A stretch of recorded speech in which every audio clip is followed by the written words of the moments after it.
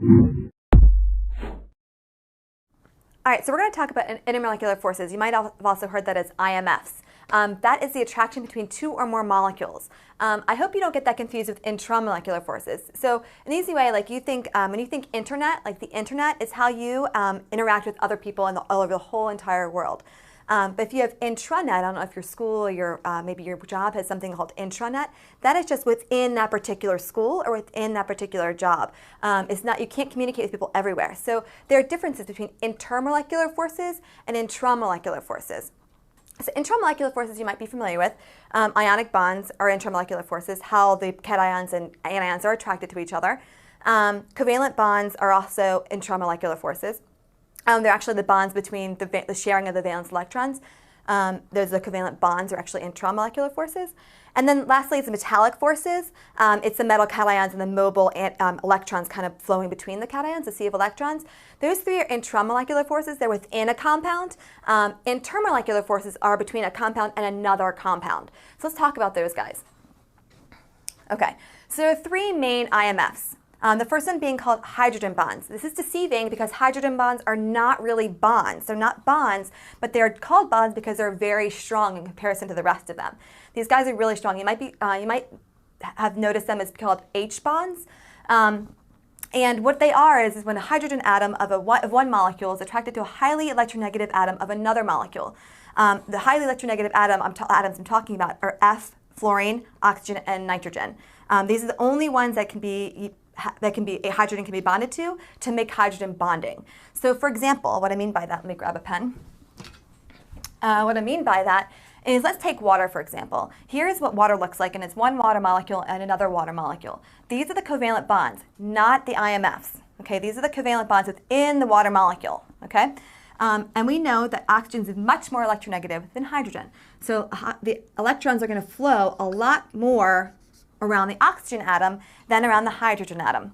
So this is going to be slightly negative, and we're going to denote that with a delta, with a minus charge. And these guys are going to be slightly positive. Okay? Same goes for this guy. Electron's going to flow towards the oxygen, making this slightly positive, and this slightly negative. Okay, and we know that negative charges and positive charges attract each other. So we're going to have a very strong attraction here. This is our H bond.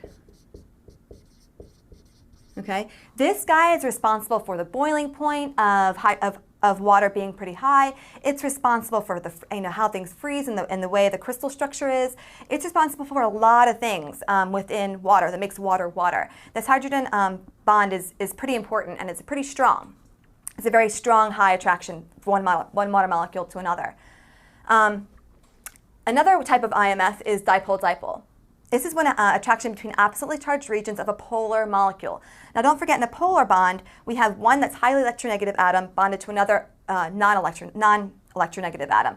So not as electronegative as fluorine, oxygen, and nitrogen, but pretty close. So electrons here are going to flow towards the chlorine, okay, making this positive, this negative. Same thing goes over here, making this positive and this negative. And again, we know that negative and positive attract. Very similarly to hydrogen bond, but these guys are much more different in electronegativity values than these guys. So this is not as strong.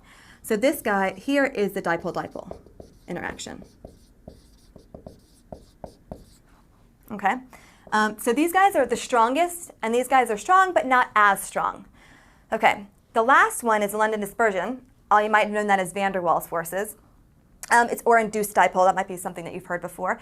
Induced dipole, when something's induced, we kind of force it to be a certain way. So it's called induced dipole between two nonpolar molecules. So here's nitrogen that's nonpolar. Electrons are going to be equally shared among this nitrogen as they are in this nitrogen. However, we do know that electrons are constantly moving, right? They're always in motion. So some points, or sometimes, the electrons are going to be over here at some particular time. So we're going to, just for a second, this might be slightly negative, and this might be slightly positive, which then induces this molecule to then say, oh, electron, I don't like being around other electrons, so this guy's going to flow over here, making this guy positive and this guy negative, making an attraction here. Here is the induced. We induce this one to actually change. So here's the induced dipole. This is very, very weak. Because electrons are constantly moving, this will break and electrons will flow back here because we know this is nonpolar. There's no reason that it's over here versus over here. This is nonpolar. Electrons are going to be equally shared. So it'll break. So it's very, very weak. Things that have that are nonpolar are typically gases because they're not going to be. It's going to take a lot of hardly